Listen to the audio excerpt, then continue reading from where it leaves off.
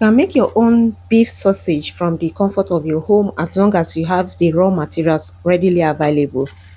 First off, sausages involve minced meat, so we blended the meat into smooth paste using the mincing machine.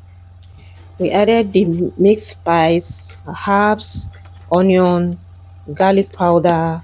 Then you can blend or you mince it using a mincing machine.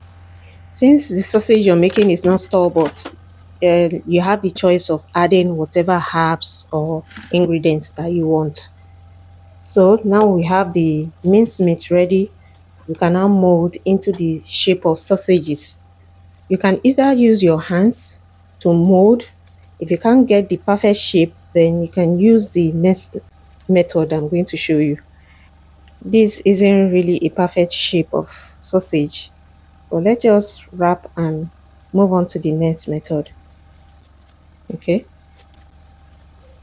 So at this point, have you subscribed to our channel yet? If you haven't, please click the subscribe button so you can be notified anytime we have new updates.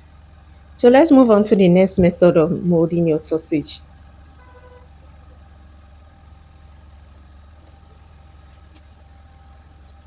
You can mold your sausage using piping bag as well. This normal leather type of piping bag. Just pour in your sausage into it. Cut the mouth in at least the size of a sausage. Then load in your minced meat. Then you can mold. It's easier this way instead of using your hands to shape and you might not really get it. It's easier this way. So all you need to do is just press on and to come out. So at this point you just wrap and tie up. I hope this method is easier.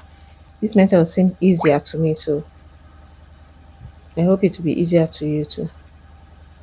So we'll do that to the rest of the sausage molding too.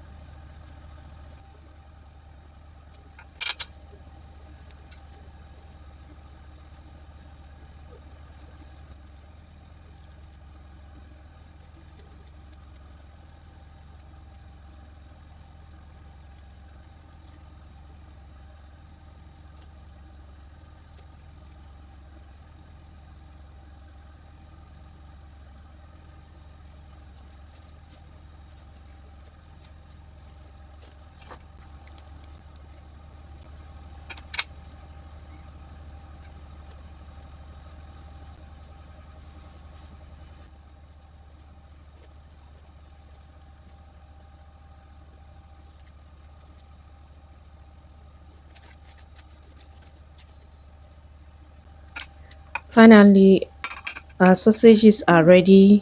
Then the next thing is to boil them. Just have them boiled for a few minutes, like 5 to 10 minutes, and you can have it refrigerated. Anytime you need them, you just roast or shallow fry them. You can also make chicken sausage using this same method, the same routine, but the use of chicken. Use the chicken breast part.